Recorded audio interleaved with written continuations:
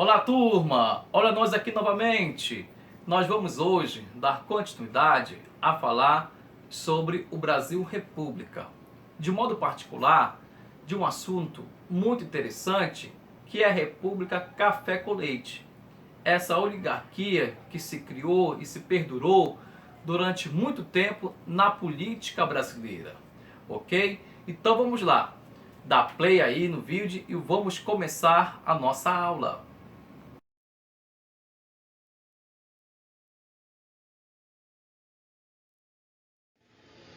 Então, turma, vamos dar continuidade ao assunto Brasil Primeira República, na qual demos início no vídeo anterior. Ok, houve a destituição de Dom Pedro I, houve uma nova Constituição, e pela essa Constituição, o presidente deveria ser eleito pelo voto direto. No entanto, não foi o que aconteceu. O primeiro mandato foi um mandato escolhido pelos senadores. Esses senadores vão escolher nada mais, nada menos que Marechal Deodoro e Floriano Peixoto. Marechal como presidente e Floriano como seu vice. Marechal Deodoro da Fonseca, que é esse rapazinho que está aqui do lado, vai governar com mão de ferro. Vai governar e vai criar certa antipatia, principalmente com a elite do café. E não vai conseguir terminar o seu governo. Porque cria-se certa antipatia, ele tem um pensamento de que quer governar ali com mão forte, para não deixar que o Brasil fique fragmentado, assim como ficou a própria América Latina. Então, para eles, tem que centralizar o poder. Eu sou presidente, é o que mando. Mas isso não funciona. A gente sabe que isso não funciona. Principalmente com uma grande elite que é, ou que se acham, que comandam o Brasil.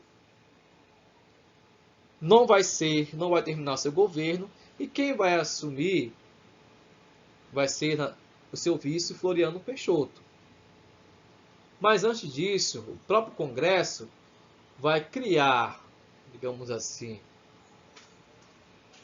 motivos, ou então outros aspectos para limitar o poder do presidente. Isso vai deixar o Marechal totalmente chateado. E o que ele vai fazer? Ele vai fechar o Congresso. Ou seja, muito parecido com o modus operandi do imperador. O modus operandi do imperador é quando ele não aceitava nada, ele tinha um poder moderador, então ele fazia o que bem queria, ele não aceitava mesmo. Então a palavra dele era grande autoridade. O Marechal vai agir praticamente muito parecido dessa maneira. Ele já tem uma grande antipatia do povo que eu digo, dos cafeicultores, dos agricultores, dos latifundiários, da elite da sociedade. E ele vai fazer o quê? Vai fechar o Congresso agora, porque ele não aceita isso. Não quer isso. O governador é ele, o presidente é ele. Então não aceita. Não aceita. E vai fechar o Congresso. Vamos prosseguir. Mas isso vai acarretar certas pressões para o seu lado também. Porque quem governa tem que governar junto com a elite brasileira. Se isso não acontece, a pressão vem, ou ele acaba destituído do cargo, ou ele renuncia. E ele vai escolher o quê? A renúncia do cargo. Devido a essas tantas pressões que estão acontecendo, ele vai renunciar ao seu cargo. Quem vai assumir o cargo? Floriano Peixoto assume o cargo. Que pela Constituição deveria ter convocado novas eleições, aqui, como botei aqui embaixo, novas eleições, mas não fez. Não fez. Assumiu o cargo e vai até o fim do mandato que deveria ser de Marechal Deodoro. Também vai ser chamado por essa elite da sociedade de Marechal de Ferro. Ou seja, vai governar da mesma maneira que o seu antecessor assim o fez. E isso nós vamos ter nesse interim também uma certa revolta armada e também a revolta federalista, o que vão problematizar muito mais no governo esse aspecto. Lá no livro de vocês, nós podemos ver um pouco dessa revolta armada que vai acontecer no governo de Floriano Peixoto. Lá na página 7 de vocês, nós temos um pequeno trecho que fala sobre isso. Vamos ver?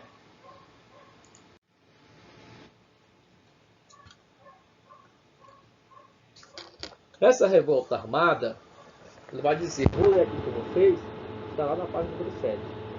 A reação não demorou a ocorrer, devido ao fato de a Marinha ter mantido fortes tradições aristocráticas.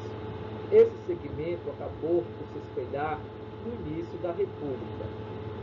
Os descontentamentos de parte da elite civil, a revolta armada de 1893 e 84, foi expressão disso. Embora um de seus líderes, o almirante Saldanha da Gama, fosse monarquista assumido, tal movimento, longe de ser uma conspiração anti-republicana, expressou muito mais o descontentamento diante dos rumos tomados pelo novo regime, sendo por isso apoiado por republicanos avessos ao militarismo, como o próprio Rui Barbosa. E ele vai continuar lá na página número 8. Vamos compreender, aqui está aparecendo a República Café com Leite. Depois eu vou falar dessa república também. Mas antes vamos nos atentar nesses dois trechos que nós temos no nosso livro didático. Beleza? Em 1893, lá na página 8, lá em cima, logo no começo do livro, no início do caderno de vocês, no livro de vocês, diz o seguinte: em 1893, ao mesmo tempo que o Rio de Janeiro era bombardeado por navios da Armada, ocorreu no Sul a revolta federalista, na qual grupos dominantes e também locais se dividiram em facções a favor e outros contra Floriano Peixoto. Este, por sua vez, com o objetivo de conseguir recursos e milícias suplementares para os combatentes da capital, assim como no Rio Grande do Sul, Santa Catarina e Paraná, aproximou-se de lideranças republicanas paulistas, abrindo caminho para a transição do poder para as mãos dos civis. Então aqui nós temos aí o que foi um fator predominante para que o poder fosse para a mão dos civis. A revolta armada e também ali a revolta federalista, ou seja, dois problemas dentro do governo de Floriano Peixoto que faz com que ele se sentisse de fato ali, dizendo, eu não posso seguir sozinho, né? Eu não posso governar da maneira que eu estou governando, com mão de ferro. Eu tenho também que dialogar com o outro e passar, de fato, agora o trono, fazer novas eleições e eleger uma pessoa aí como presidente da República. Ou seja, o Brasil não é somente dos militares. O Brasil ele é uma grande região, muito larga, muito longe, que tem que ser atingida por todos. Correto? E nesse peri também vai surgir a chamada República Café com Leite. Por quê? República Café com Leite. Nós temos aí os cafeicultores de São Paulo. Nós temos os grandes produtores de leite de Minas Gerais. Então, são partidos com partidos políticos que vão, de uma maneira ou outra, se revezar no poder, se revezar em sua governabilidade. Vamos ver? Nós vamos ter agora uma república chamada Café com Leite. Após a República dos Marechais, chamou República das Espadas, como também era conhecida, nós vamos ter certos grupos da elite da sociedade que vão agora se alternar no poder. Um deles são os paulistas, grandes proprietários de café. Outro são os mineiros, grandes proprietários do leite. E vou começar a fazer esse processo de alternância dentro do poder. É bom lembrar e salientar que tanto São Paulo quanto também Minas Gerais estão passando por um processo de industrialização. Estão ficando mais fortes politicamente e também economicamente. E isso lhe dá poder. E isso lhe dá certos privilégios na frente de outros estados brasileiros, naquele momento. Então, esse grupo, eles têm grande poder político. E nós vamos ver aqui algumas práticas que os mesmos fazem ou fizeram naquele tempo para permanecer no poder, para permanecer com seus privilégios. Continuando. Eles vão elaborar uma série de artifícios. Vão fazer alianças com a política dos governadores. Como é essa política dos governadores? Ou seja, eu vou escolher alguém lá em Minas Gerais para me apoiar aqui no governo federal. O que eu vou fazer em troca? Vou apoiar esse estado, vou levantar fundos para esses e também ajudar, claro, no investimento político nas suas eleições. É o famoso toma lá da cá. Me ajuda que eu te ajudo. Entenderam como é que funciona? Ou seja, não é o correto a se fazer. Mas nesse momento, para se permanecer no poder, essa grande casta vai fazer dessa maneira. Essa grande elite vai trabalhar com esses modos operantes. E alto lá, vamos fazer isso por um bom tempo. Vamos adiante.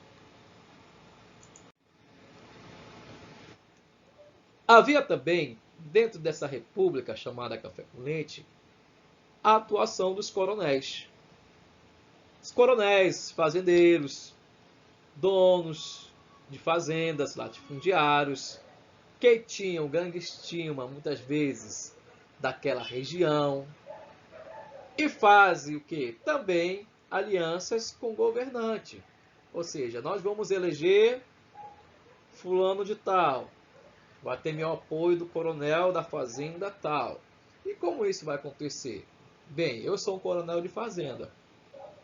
Eu sei que aqui a minha comunidade tem muitos que estão aqui trabalhando para mim, que vão me obedecer. Quer seja por meio da correção, ou quer seja por meio da fraude. Ou seja, eles vão ali ter o famoso voto do cabresto. É o voto na qual eu indico o que a pessoa tem que fazer, em quem que ela tem que votar. Esses eleitores vão ser coagidos a votar no candidatos indicados. É o famoso curral eleitoral. É como eu chegasse aqui, eu tenho uma grande influência e dizer você vota nisso, você vota nele, porque se você não votar, você pode ter sérios problemas comigo. Porque eu mando, eu tenho poder, eu tenho força. E o voto, nesse tempo, é um voto aberto. Então, o que eles faziam, esses coronéis? Eles começavam a colocar capangas dentro das sessões eleitorais, para ver se de fato aquela pessoa vai votar no seu indicado. Se ela não votar, ela vai sofrer sérias retaliações, desde agressão física até mesmo um sumiço. Nada, uma mágica, essa pessoa sumiu. Correto? Então, esse é o sistema eleitoral ali do início do século XIX, final do século XIX, início do século XX. A fraude ocorrendo. Então, se você pensa que a corrupção nasceu em 2020, está muito enganado. Ela acompanha, principalmente na política, durante muito, mas muito tempo na história. Vamos lá. Outra prática feita por esses coronéis era a invenção de eleitores. Ou seja, eles começavam a ter práticas de Deus. Começavam a ressuscitar eleitores falecidos. Pegavam o título da pessoa falecida e davam para outra votar. Ou seja, o fantasma votou. É grande prática aí da corrupção que já nascia durante já muito tempo atrás, principalmente nos chamados currais eleitorais, nessas grandes oligarquias que nasceram e se perpetuam até hoje nas eleições. E em certos estados, como Minas Gerais, como São Paulo e até mesmo o estado do Amazonas. Mas isso é assunto para uma outra história que não cabe agora falarmos disso aqui, correto? Então vamos adiante. Continuando. Essa eleição acontecia e passava por uma comissão verificadora. Essa comissão verificadora era formada por membros do Poder Legislativo. Só que olha o seguinte, essas pessoas que estavam para fazer essa verificação de voto eram pessoas ligadas a quem? A São Paulo e Minas Gerais, que estavam nesse acordo de alternância do poder.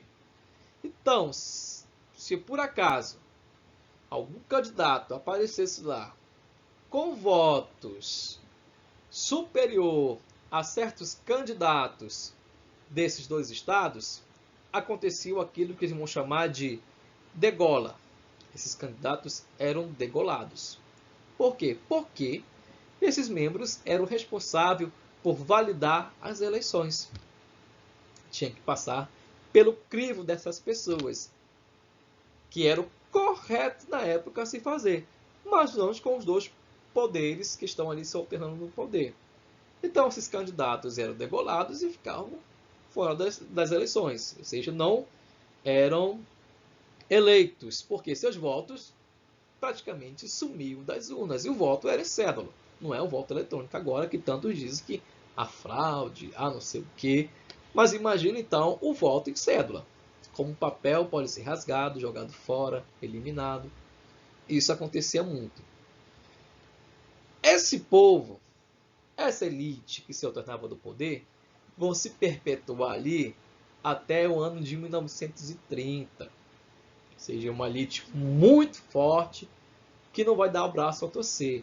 Essas práticas nas eleições, elas vão continuar. Por quê? Porque eles não querem largar o osso. Porque são antidemocráticos.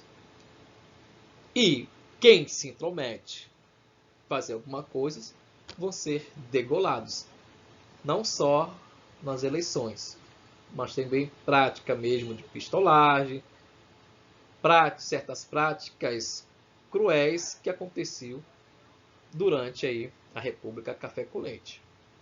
Claro que muita coisa não vai ser falada, mas de fato acontecia e ainda acontece.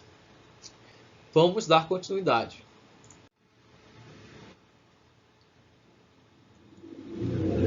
Ainda nessa República Café com Leite, os grandes proprietários de café e produtores também do leite, eles vão tentar aí garantir uma certa estabilidade da economia, porque o café está passando por um momento de crise.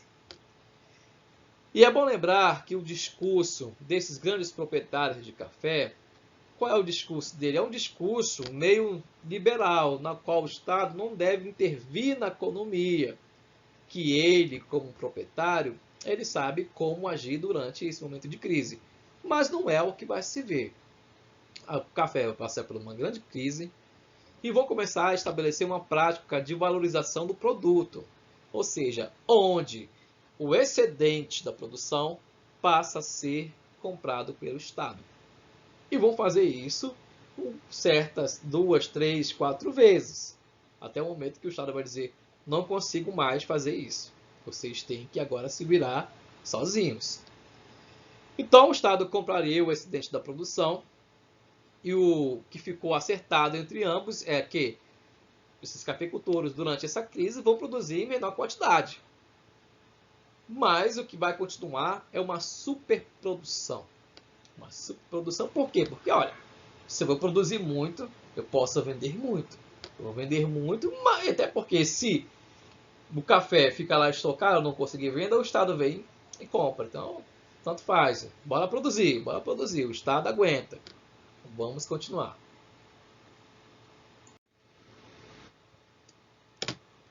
Mas, devido à Grande Guerra ali, já no ano de 1917, outra vez o café, a venda para o mercado externo internacional, vai diminuir. Ou seja, a exportação cai muito nessa época. A guerra está com o mundo afora, não tem como.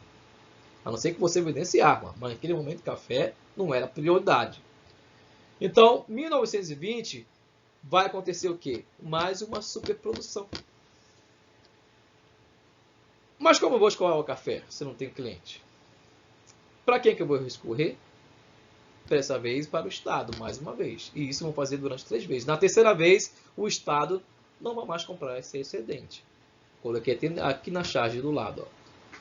Eles vão dizer o quê? Vocês vivem dizendo que são contra a intervenção do Estado na economia. Sim, mas quando estão em prejuízo, somos a favor.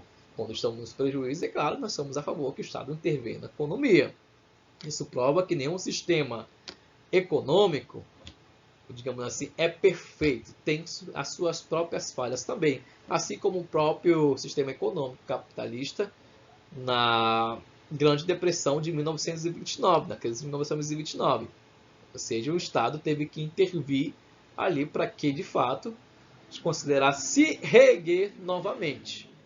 E aqui o café entrava em crise, o grande cafeicultor, a grande elite da sociedade, corria para o Estado. Entrava em crise, mais uma aqui, corria para o Estado de novo. Então são práticas que ou faziam de propósito, ou de fato não sabem como administrar de fato a economia, os seus próprios bens. Bem, lá na página de número... Deixa eu pegar aqui o livro para ler com vocês. Da página de número 10, tem esse pequeno trecho também, que fala também sobre tudo isso que está acontecendo, sobre essas oligarquias, esse momento que está passando o Brasil nessa época. Ele diz o seguinte: enquanto o poder político se concentrava nas mãos dos oligarcas, que faziam o possível para preservar seus interesses, mesmo que isso significasse recorrer a métodos ilícitos, o setor industrial brasileiro começou a se desenvolver com a iniciativa de particulares. Em sua maioria, grandes comerciantes que haviam acumulado capital com a comercialização do café. Assim, em São Paulo, local que se concentrava as maiores fortunas do país, a industrialização teve significativo desenvolvimento, sendo seguido por Rio de Janeiro e também por Minas Gerais, Pernambuco e Bahia. As primeiras indústrias criadas nessas cidades produziam prioritariamente roupas e sapatos, além de produtos alimentícios e bebidas. Logo, porém, investiram em outro tipo de produção voltada a suprir as necessidades das próprias indústrias. Surgiram, então, indústrias que produziram ferro, aço e outros materiais pesados necessários para a produção de máquinas industriais. Ao mesmo tempo que surgiam as indústrias, também cresciam no Brasil as cidades e o modo de vida urbano. Ruas amplas eram abertas e construções inspiradas na arquitetura francesa abrigavam confeitarias, restaurantes e lojas refinadas. A iluminação pública também se tornava mais comum nas cidades maiores e até mesmo alguns bondes passaram a circular. Novos hábitos de vida foram incorporados pelas populações urbanas, como o de comer fora de casa. A moda seguia o que ditava os estilistas europeus, sobretudo os parisienses, ou seja, os de Paris, mesmo que o excesso de tecidos e detalhes fosse totalmente inapropriado para a cidade quentes como o Rio de Janeiro. Ou seja, aqui é um panorama de todas as mudanças que estão ocorrendo neste momento no Brasil. De modo particular aqui, nas grandes cidades, nessas cidades na qual a concentração das grandes elites o favorece. São Paulo, Rio de Janeiro, Minas Gerais. E é claro que também vai respingar para as outras cidades, como a própria cidade de Manaus, na parte do Nordeste. E eu faço um parênteses aqui do Nordeste, porque também vai surgir certos movimentos Porque o Brasil parece só ser, nesse momento, parece que é sempre assim, só sul e sudeste. Esquece o lado norte e o lado nordeste. Mas isso é assunto para uma outra aula.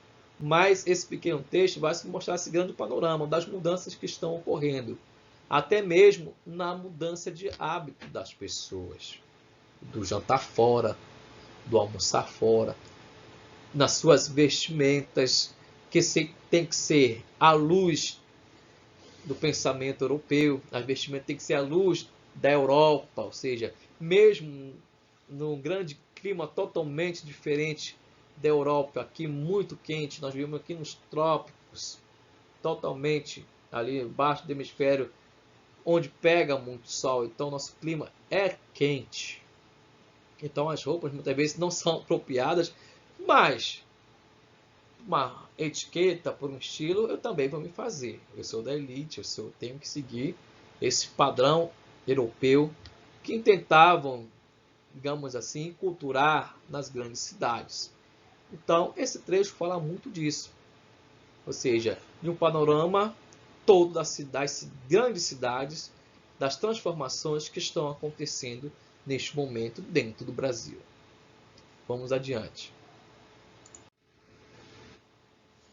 Bem, nós falamos durante essa videoaula sobre a revolta armada no Rio de Janeiro, que vai acontecer, que vai fazer com que aquele que está no poder faça uma reflexão do que ele não pode governar sozinho, de que ele tem ali uma Câmara formada por partidos que tem que participar junto com ele. Nós vamos ter a revolta federalista também no Rio Grande do Sul, onde esses federalistas não aceitavam o regime da Constituição de 1891. Muitos querem a restauração também da monarquia. Ou seja, nós temos ainda conservadores que querem a monarquia de volta. Nós vamos agora ver outros aspectos também. Nós falamos também sobre a chamada República Café com Leite, que após o fim do governo estável do Marechal Floriano Peixoto e também do Marechal Deodoro, novas eleições para presidente não foram realizadas, elas vão ser realizadas depois, em 1894, após o mandato de Floriano. Os representantes dos cafeicultores, Prudente de Moraes, vai ser eleito, dando início ao período chamado de República dessa oligarquia, ou seja, a República Café com Leite. Nós vamos ter o predomínio político de São Paulo e de Minas Gerais, onde nós vamos ter os produtores de café e os produtores de leite à frente. A política dos governadores, onde estes vão garantir votos para o governo federal nas eleições. E tudo isso em troca, o governo federal fornecia investimento aos estados e também vai apoiar os governadores nas eleições estaduais. E também a prática do coronelismo, ou seja, onde vão ocorrer as devidas fraudes das eleições e corrupção nas eleições. Era comum o voto chamado voto de cabresto, que obrigava os eleitores a votar em determinados candidatos. Correto? Tudo ok até aqui? Tudo dentro? Tudo do padrão? Certo? Então vamos dar continuidade. Chegou a hora então do nosso exercício. Vou deixar para vocês, prestem muito bem atenção, lá na página um livro didático de vocês. Livro didático. Não estou falando em livro de atividade. Estou falando em livro didático. Lá na página 7, na parte de Organize as Ideias, nós temos essa questão. É apenas uma questão. Não vai nem cair seu braço, sua mão de fazer isso, ok? Você vai me responder essa questão, tudo bem?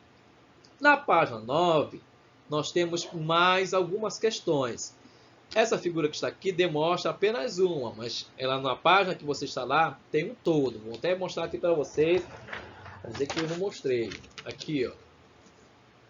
Aqui na página 9, tem toda essa página aqui para fazer. São duas questões somente para você responder. Tudo bem? Então, esses são os exercícios que eu estou deixando para vocês. Pode ser que eu envie mais uma folha no dia para vocês fazerem no caderno algumas perguntas. mas de antemão estou deixando essas duas aqui, correto? Então, vamos dar continuidade. No próximo slide, eu vou finalizar aqui a nossa aula. Vamos lá. Então, chegamos aqui ao final da nossa aula. Eu espero que vocês, de fato, façam o que foi pedido. Se tiver dúvida, podem nos questionar, podem enviar mensagem para mim, que eu vou responder a todos. Se eu demorar muito a responder, é porque muitas vezes o celular também está carregando, ok? Então, vocês também têm que aí levar em consideração. Desde já agradeço a atenção de vocês. Tenham todos uma ótima semana. Que Deus abençoe vocês, a vossa família também, você pai, você mãe. Tenham todos uma ótima semana e até a próxima, se assim Deus nos permitir. Fica com Deus.